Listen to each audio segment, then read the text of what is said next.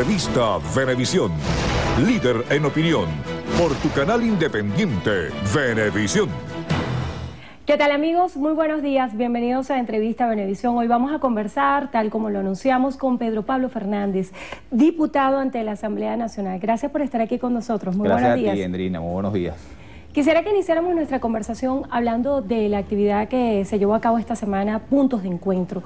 Pareciera que, tal como lo ha dicho el Ejecutivo Nacional, existen dos alas dentro de la oposición. Una que se dedica, según ellos, a planes golpistas, desestabilizadores, y otra que es una oposición seria. Dentro del ala de la oposición seria, ver que hay proyectos enfocados a las políticas públicas resulta muy interesante. Quisiera que nos hablara acerca de estas propuestas que se llevaron a cabo en esta actividad Punto de Encuentro y cuál fue el espíritu de esta reunión. Mira, te cuento rapidito. Hicimos un foro, arrancamos con un foro con Pedro Palma, un economista de muchísimo prestigio, para analizar la situación económica del país. La idea de Punto de Encuentro, que es la idea que estamos impulsando, es buscar una plataforma que permita que todas las personas y las instituciones que en todos los rincones del país están trabajando, estudiando los problemas y planteando soluciones, poderlos reunir a todos y tratar de hacer un esfuerzo en conjunto por ir construyendo propuestas que permitan resolver los problemas del país. Y aquí tenemos dos áreas fundamentales que vamos a trabajar. Una es el área económica y el otro es que tiene que ver con cómo hacemos para producir más, para generar riqueza, y la otra área es cómo distribuimos esa riqueza de manera más equitativa, es decir, la lucha por superar la pobreza. En el área económica estamos estableciendo mesas de trabajo para reunir a toda la gente que pueda aportar ideas en ese sentido. Las mesas de trabajo son una para el área macroeconómica, para estudiar qué medidas hay que tomar para lograr un equilibrio económico que permita que el país crezca. La segunda es el tema petrolero. ¿Qué tenemos que hacer para tener una industria petrolera que pueda producir más ingresos? Venezuela depende muchísimo de la industria petrolera. ¿Cómo hacemos para tener una industria petrolera que pueda reactivarse para ayudar en la reactivación económica del país? Y el tema de la producción. Es decir, tenemos un problema en Venezuela, una caída del aparato productivo muy grande que va a afectar a los venezolanos. Y aquí tenemos varias mesas. La mesa para la industria agropecuaria, fundamental reactivar la actividad productiva. Tenemos una mesa que es la mesa para cada una de las industrias, la industria automotriz, la industria farmacéutica.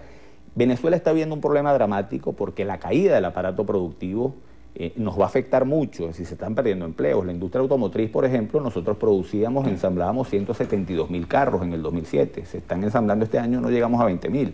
Son 100.000 empleos que están en riesgo de perderse. Diputado, este enfoque visto desde la racionalidad puede ser interpretado como ingenuo por parte de otros sectores del país.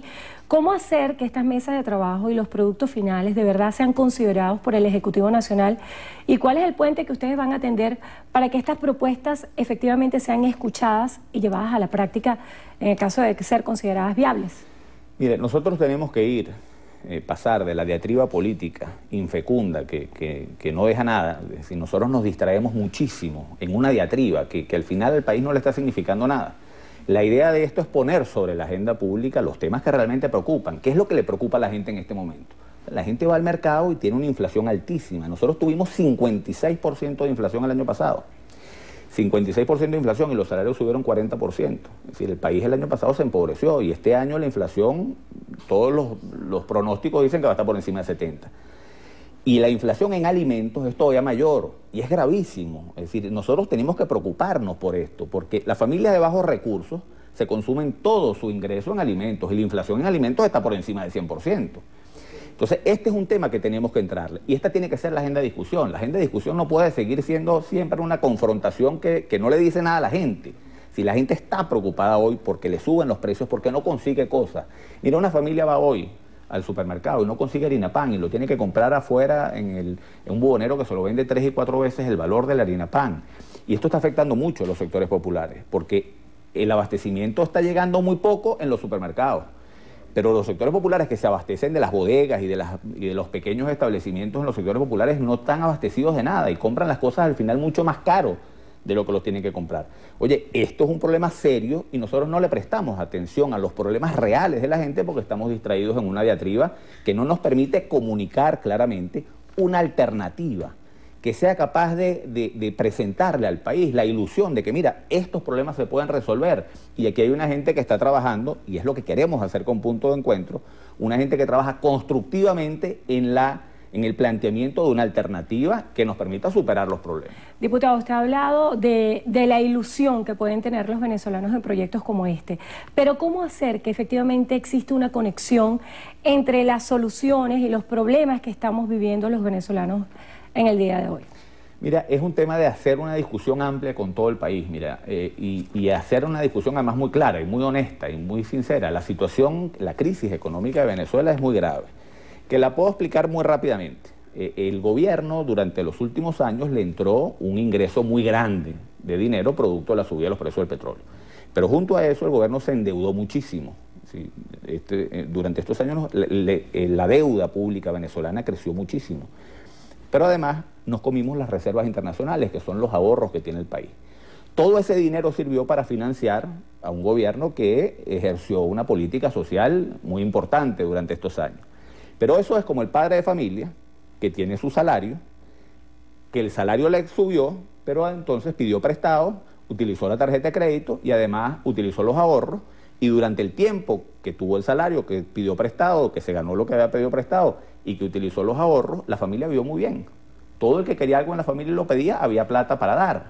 El problema es que ahora se levantó este padre de familia y dijo, bueno, ahora tengo mi salario nada más, porque ya no puedo pedir más prestado y me comí los ahorros, y ahora tengo que apretarme, ya no hay suficiente. ¿Cómo se rompe con ese esquema paternalista de la política venezolana? Bueno, fíjate tú, ¿qué nos viene ahora?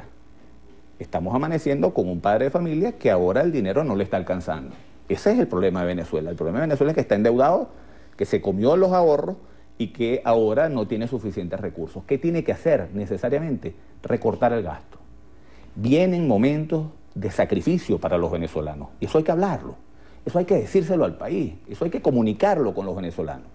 A mí me dicen que esto no es políticamente correcto, que un político, que lo lógico es que yo, que soy de oposición, lo que diga es cosas como, bueno, aquí hay un paquete rojo que está imponiendo Maduro y vamos a pedir un aumento de salarios del 60%.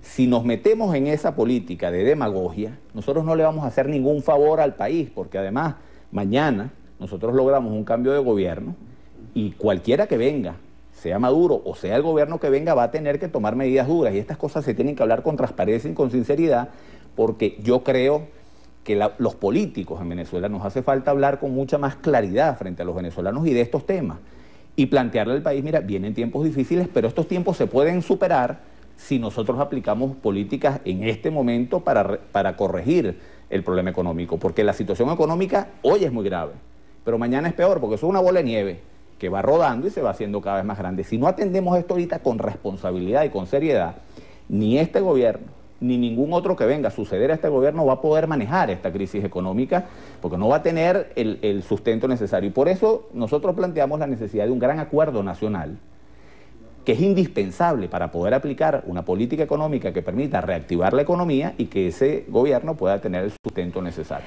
¿Ese acuerdo nacional no estaría enmarcado dentro del proceso de diálogo que se ha convocado por parte del Ejecutivo Nacional? Mire, con respecto al diálogo, yo creo que aquí no ha habido, por lo menos desde el punto de vista político, no ha habido diálogo. Lo que ha habido es un debate, pero no ha habido diálogo. Yo cuando defiendo el diálogo no busco que la gente dialogue, que la gente dialogue no es el objetivo. El objetivo es que logremos establecer unos acuerdos mínimos que permitan que podamos enfrentar los problemas y resolverlos. Y eso solo se hace a través del diálogo. Ahora, ¿ha habido diálogo? No lo ha habido. Lamentablemente no lo ha habido, porque el país necesita imperiosamente diálogo. Porque en la confrontación nosotros no vamos a resolver nunca los problemas. Si los problemas se van a seguir agravando. Hay propuestas que han hecho organizaciones políticas como Voluntad Popular que hablan de reformular la estrategia de salida del gobierno, y ellos hablan de hacer una constituyente. ¿Estaría usted de acuerdo con que se lleve a cabo una constituyente, o cuál sería el costo político de llevar a cabo un proceso como este? Mira, yo te digo esto, mira, a mí no me gusta el gobierno y yo quiero cambiarlo. Pero todo en la vida tiene un proceso de maduración, las cosas no son ya, es decir, no es porque queremos que se vaya el gobierno ya, entonces vamos a forzar a que se vaya el gobierno ya porque queremos. Hay cosas que necesitan una maduración. Yo quiero tener un hijo con mi esposa, eso supone un proceso. Primero tenemos que tratar de concebir al muchacho, cosa que es bastante simpático, no es muy sacrificada esa tarea. Pero después hay que esperar 9 meses. Si yo trato de acelerar el parto y provocar un parto a los 4 meses, no va a ser un parto, va a ser un aborto. Porque los procesos tienen un tiempo de maduración. Yo quiero salir de este gobierno lo antes posible, pero eso es un proceso de maduración y tiene sus tiempos. Yo no los puedo acelerar. Por ejemplo, plantear la salida ya a un mes de las elecciones municipales, donde el gobierno nos sacó 1 millón de votos de ventaja, es pretender apurar un parto, porque además la salida ya que supone, después decimos, es la salida ya, pero es constitucional. Bueno, en la Constitución no está la salida ya. ¿Cuál es la salida ya? La renuncia. ¿Quién va a hacer renunciar a Maduro? ¿Unos muchachos en el cafetal manifestando? No. Lo van a hacer las Fuerzas Armadas, son las únicas que pueden hacer renunciar a Maduro. Bueno, si nosotros logramos una salida militar en Venezuela, es un aborto, no es un parto. Tenemos que entender que esto tiene un proceso de maduración. La convocatoria constituyente se me parece mucho a la otra.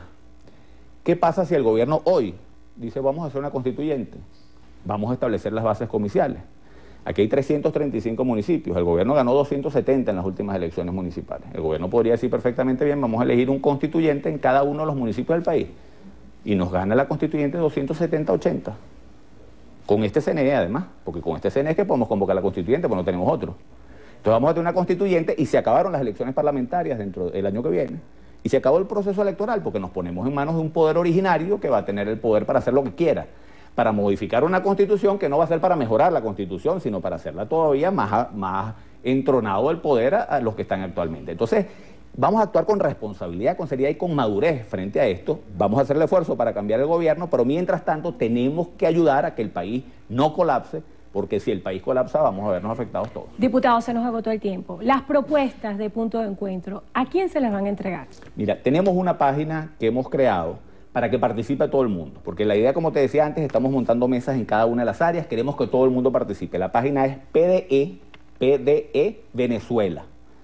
Tenemos blog, Twitter, Facebook, todo PDE Venezuela. Métanse y por favor participen y ayúdenos a construir una gran alternativa para Venezuela. Bueno, le damos las gracias a Pedro Pablo Fernández, diputado ante la Asamblea Nacional, por estar con nosotros hoy en Entrevista a Venevisión. Gracias a ti, Enrique.